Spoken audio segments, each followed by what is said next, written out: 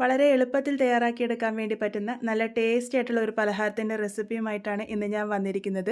രാവിലെ ബ്രേക്ക്ഫാസ്റ്റ് ആയിട്ടോ ഈവനിങ് സ്നാക്കായിട്ടോ ഒക്കെ കഴിക്കാൻ വേണ്ടി പറ്റിയ ഈ ഒരു പലഹാരം എങ്ങനെയാണ് ഉണ്ടാക്കുന്നതെന്ന് നോക്കാം. അതിന് മുന്നേയായിട്ട് എൻ്റെ വീഡിയോസ് ആദ്യമായിട്ട് കാണുന്നവരാണെങ്കിൽ ചാനൽ ഇതുവരെ സബ്സ്ക്രൈബ് ചെയ്തിട്ടില്ലെങ്കിൽ സബ്സ്ക്രൈബ് ചെയ്ത് സപ്പോർട്ട് ചെയ്യാൻ മറന്നുപോലെ. സബ്സ്ക്രൈബ് ചെയ്യുമ്പോൾ തൊട്ടടുത്ത ബെല്ലൈക്കൺ പ്രസ് ചെയ്ത് ഓൾ ബട്ടൺ കൂടെ പ്രസ് ചെയ്യുകയാണെങ്കിൽ ഞാനിടുന്ന വീഡിയോസിൻ്റെ നോട്ടിഫിക്കേഷൻ നിങ്ങൾക്ക് കിട്ടുന്നതായിരിക്കും.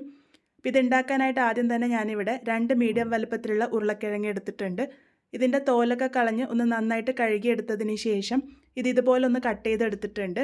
നമ്മൾ സാധാരണ ഫ്രഞ്ച് ഫ്രൈസ് ഒക്കെ ഉണ്ടാക്കുമ്പോൾ കട്ട് ചെയ്യുന്നതിലും ഒന്നും കൂടെ നേർത്തിട്ടാണ് കട്ട് ചെയ്തെടുത്തിരിക്കുന്നത്.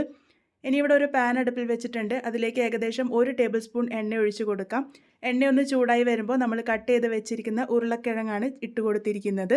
ഇതൊന്ന് ഷാലോ ഫ്രൈ ചെയ്തെടുക്കാനാണ് പോകുന്നത്. അപ്പോൾ ഒരു 3/4 വേവോളം ആവണം. ആ ഒരു സമയം വരെ വേവിച്ചെടുക്കാനാണ് പോകുന്നത്. ഇതിലേക്ക് എരിവിന് പാകത്തിന് ഞാനിവിടെ 1/2 ടീസ്പൂൺ ചില്ലി ഫ്ലേക്സ് ഇട്ട് കൊടുത്തിട്ടുണ്ട്. ഇതിൻ്റെ കൂടെ തന്നെ ഒരു 1/4 ടീസ്പൂൺ കുരുമുളക് പൊടി കൂടെ ചേർത്ത് കൊടുത്തിട്ടുണ്ട്.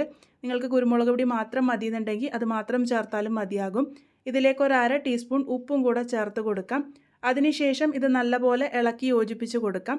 ഇത് ഷാലോ ഫ്രൈ ചെയ്തെടുക്കുകയാണ് ചെയ്യുന്നത്. ഒരുപാട് വേവിക്കേണ്ട ആവശ്യമില്ല. ഒരു 3/4 വേവായാൽ മാത്രം മതിയാകും. അപ്പോൾ ഇതുപോലെ ഒന്ന് സോട്ട് ചെയ്തെടുക്കാം. മീഡിയം ഫ്ലെയിമിൽ വെച്ചിട്ട് കുക്ക് ചെയ്താൽ മതി. നമുക്കിത് അടച്ച് വെച്ച് വേവിച്ചെടുക്കാം. ഇത് വെന്ത് വരാൻ വേണ്ടിയിട്ട് ഒരുപാട് സമയമൊന്നും എടുക്കില്ല. നമ്മൾ ചെറുതായിട്ടാണല്ലോ കട്ട് ചെയ്തെടുത്തിരിക്കുന്നത്. അപ്പോൾ ഇതിപ്പോൾ പാകത്തിന് റെഡി ആയിട്ടുണ്ട്. ഇടയ്ക്കിടയ്ക്കൊന്ന് ഇളക്കി യോജിപ്പിച്ച് കൊടുക്കാൻ മറക്കരുത് കേട്ടോ, അല്ലെങ്കിൽ ചിലപ്പോൾ അടുക്കി പിടിക്കാനുള്ള സാധ്യതയുണ്ട്. ഇതുപോലെ കട്ട് ചെയ്യുമ്പോൾ ഒന്ന് മുറിഞ്ഞു വരുന്ന പാകത്തിന് മാത്രം വെന്ത് വന്നാൽ മതി. ഇതിപ്പോൾ പാകത്തിന് റെഡി ആയിട്ടുണ്ട്. ഞാനതങ്ങോട്ട് മാറ്റി വെച്ചിട്ടുണ്ട്. ഇനി ഇതേ ഒരു പാനിലേക്ക് തന്നെ ഒരു 1/2 ടേബിൾ സ്പൂൺ എണ്ണ കൂടെ ഒഴിച്ചു കൊടുത്തിട്ടുണ്ട്. അതിനുശേഷം ഇതിലേക്ക് ഒരു മീഡിയം വലുപ്പത്തിലുള്ള സവാള ചെറുതായിട്ട് അരിഞ്ഞതാണ് ചേർത്ത് കൊടുക്കുന്നത്. അതും നീളത്തിൽ തന്നെയാണ് ഞാനിവിടെ അരിഞ്ഞെടുത്തിരിക്കുന്നത്. ഈ ഒരു സവാള ഒന്ന് ചെറുതായിട്ട് നമുക്കൊന്ന് വഴറ്റിയെടുക്കാം.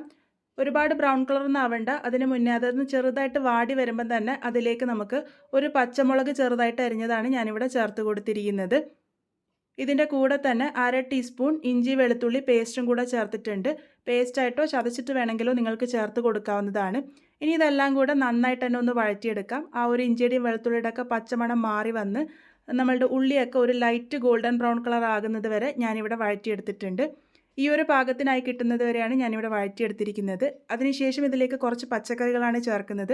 ഒരു ചെറിയ ക്യാരറ്റ് നീളത്തിലരിഞ്ഞതും അതുപോലെ തന്നെ ഒരു ചെറിയ ക്യാപ്സിക്കം നീളത്തിലരിഞ്ഞതും ഒരു ചെറിയ കഷ്ണം ക്യാബേജുമാണ് ചേർത്ത് കൊടുത്തിരിക്കുന്നത്.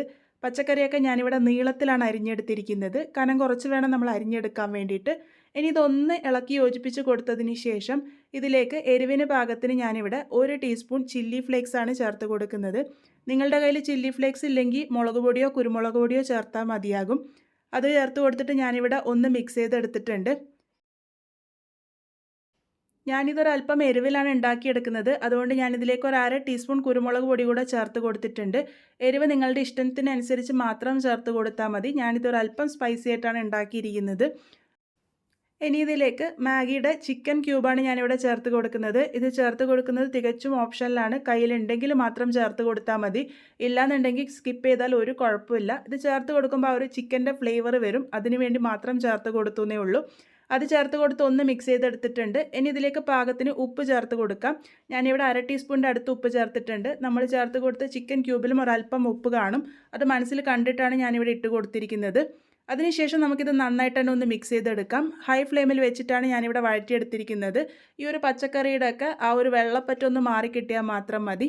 ഈ ഒരു പാകത്തിനാകുമ്പോൾ നമുക്ക് ഫ്ലെയിം ഓഫ് ചെയ്യാം. പിന്നെ ഇതിലേക്ക് ആവശ്യമായിട്ടുള്ളത് 3 മുട്ടയാണ്. ഞാനത് പൊട്ടിച്ചിട്ട് ഒരു ബൗളിലേക്ക് ഒഴിച്ചു കൊടുത്തിട്ടുണ്ട്. ഇനി ഇതിലേക്ക് ഒരു 1/2 ടീസ്പൂൺ ചില്ലി ഫ്ലേക്സും 1/4 ടീസ്പൂൺ കുരുമുളക് പൊടിയും ഒരു 1/2 ടീസ്പൂൺ ഉപ്പും കൂടെ ചേർത്തിട്ടുണ്ട്. ഉപ്പ് പാകത്തിന് മാത്രം ചേർത്ത് കൊടുത്താൽ മതി. അതിനുശേഷം ഇതിലേക്ക് ഒരു 1/4 കപ്പ് പാലാണ് ചേർത്ത് കൊടുക്കുന്നത്. അതിനുശേഷം ഇത് നന്നായിട്ടൊന്ന് മിക്സ് ചെയ്തെടുക്കാം. നിങ്ങൾക്ക് പാല് വേണ്ടാന്നുണ്ടെങ്കിൽ സ്കിപ്പ് ചെയ്താൽ കുഴപ്പമില്ല. പാലില്ലാതെ ഇത് തയ്യാറാക്കി എടുക്കാവുന്നതാണ്. അതൊന്ന് മിക്സ് ചെയ്തെടുത്തിട്ടുണ്ട്.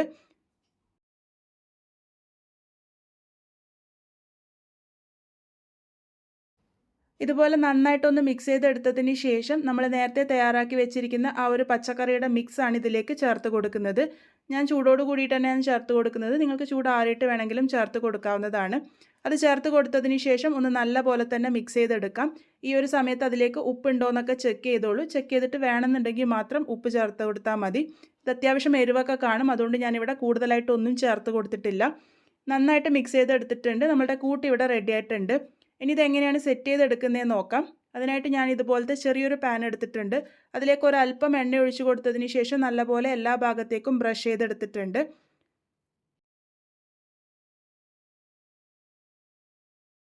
അതിനുശേഷം നമ്മൾ തയ്യാറാക്കി വെച്ചിരിക്കുന്ന കൂട്ടിൽ നിന്നും ഒരു തവി എടുത്തിട്ട് എല്ലാ ഭാഗത്തേക്കും എത്തുന്ന രീതിക്ക് ഒന്ന് സ്പ്രെഡ് ചെയ്ത് കൊടുക്കാം. ഇനി ഇതിൻ്റെ മുകളിലേക്കായിട്ട് നമ്മൾ തയ്യാറാക്കി വെച്ചിരിക്കുന്ന ഉരുളക്കിഴങ്ങാണ് സ്പ്രെഡ് ചെയ്ത് കൊടുക്കുന്നത്. ഇതുപോലെ ഒരു തവി മാവ് ഒഴിച്ചിട്ട് നമ്മൾ ഉരുളക്കിഴങ്ങ് സ്പ്രെഡ് ചെയ്യുമ്പോൾ ഈ ഉരുളക്കിഴങ്ങൊന്നും കരിയാതെ നമുക്ക് കിട്ടും. അതിന് വേണ്ടിയിട്ടാണ് ഇങ്ങനെ ചെയ്തെടുത്തിരിക്കുന്നത്. ഇതുപോലെ എല്ലാ ഭാഗത്തേക്കും ഒന്ന് നിരത്തി വെച്ചതിന് ശേഷം തയ്യാറാക്കി വെച്ചിരിക്കുന്ന കൂട്ടിൻ്റെ പകുതി ഭാഗം നമുക്കിതിൻ്റെ മുകളിലേക്കായിട്ട് ഒഴിച്ചു കൊടുക്കാം. എല്ലാ ഭാഗത്തേക്കും ഒരേപോലെ എത്തുന്ന രീതിക്ക് ഞാനിവിടെ പകുതിയോളം കൂട്ട് സ്പ്രെഡ് ചെയ്ത് കൊടുത്തിട്ടുണ്ട്. ഇതിൻ്റെ മുകളിലേക്ക് ഇനി ഇവിടെ ഞാൻ ബ്രെഡാണ് വെച്ച് കൊടുക്കുന്നത്. ഞാനിവിടെ 2 ബ്രെഡ് സ്ലൈസസ് അതിൻ്റെ അരികുകളൊക്കെ കട്ട് ചെയ്ത് ഒരു സ്ക്വയർ ഷേപ്പിൽ കട്ട് ചെയ്തെടുത്തിട്ടുണ്ട്. അത് നമ്മൾ നേരത്തെ തയ്യാറാക്കി വെച്ചിരിക്കുന്ന മുട്ടയുടെ കൂട്ടിൽ ഒന്ന് ഡിപ്പ് ചെയ്തിട്ട് വേണം ഇട്ട് കൊടുക്കാൻ വേണ്ടിയിട്ട്. ഒന്ന് ബ്രെഡ് ചെറുതായിട്ട് നനച്ചെടുക്കുന്നത് മാത്രമേ ഉള്ളൂ. എന്നിട്ട് ഇതുപോലെ ഒന്ന് വെച്ച് കൊടുക്കാം. അതിനുശേഷം ഇതിൻ്റെ മുകളിലേക്ക് ഞാനിവിടെ 2 ചീസ് സ്ലൈസും കൂടെ വെച്ച് കൊടുക്കുന്നുണ്ട്. ഇത് തികച്ച ഓപ്ഷനിലാണ്. നിങ്ങളുടെ കയ്യിലുണ്ടെങ്കിൽ മാത്രം വെച്ച് കൊടുത്താൽ മതി. അതും കൂടെ വെച്ച് കൊടുത്ത് അതിൻ്റെ മുകളിലേക്ക് കുറച്ച് ചില്ലി ഫ്ലേക്സും കൂടെ ഇട്ട് കൊടുക്കാം. ഇനി ഇതിൻ്റെ മുകളിലേക്കായിട്ട് നമ്മൾ ബാക്കി വെച്ചിരിക്കുന്ന ആ ഒരു കൂട്ട് മുഴുവനായിട്ടും തന്നെ സ്പ്രെഡ് ചെയ്തൊന്ന് ഒഴിച്ചു കൊടുക്കുക.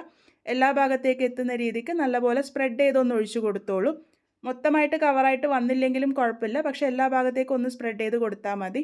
ഇനി ഇതിൻ്റെ മുകളിലേക്ക് ഏറ്റവും അവസാനമായിട്ട് ആ ഒരു ഉരുളക്കിഴങ്ങിൻ്റെ പീസസ് എല്ലാം തന്നെ നിരത്തി വയ്ക്കുക. ഈ ഒരു രീതിക്കാണ് ഈ ഒരു പലഹാരം ഞാനിപ്പോൾ ഇവിടെ സെറ്റ് ചെയ്തെടുത്തിരിക്കുന്നത്.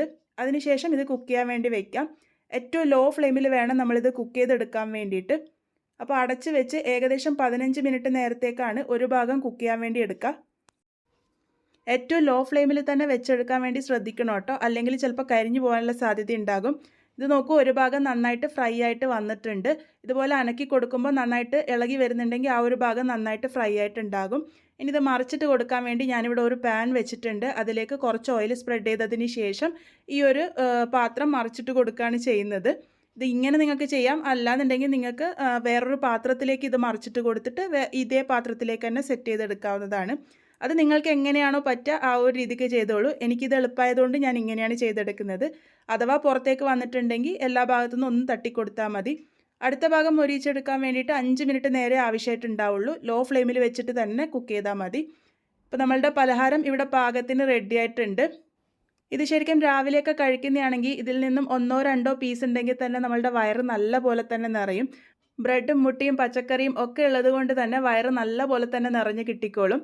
അപ്പോൾ എല്ലാവരും എന്തായാലും ട്രൈ ചെയ്ത് നോക്കൂ. വളരെ എളുപ്പത്തിൽ തയ്യാറാക്കിയെടുക്കാൻ വേണ്ടി പറ്റുന്ന ഈ ഒരു പലഹാരം നിങ്ങൾക്ക് എന്തായാലും ഇഷ്ടമാകും. ട്രൈ ചെയ്ത് ഫീഡ്ബാക്സ് ഒക്കെ പറയാൻ മറക്കരുത്. വീണ്ടും ഒരു നല്ല റെസിപ്പിയുമായി കാണാം.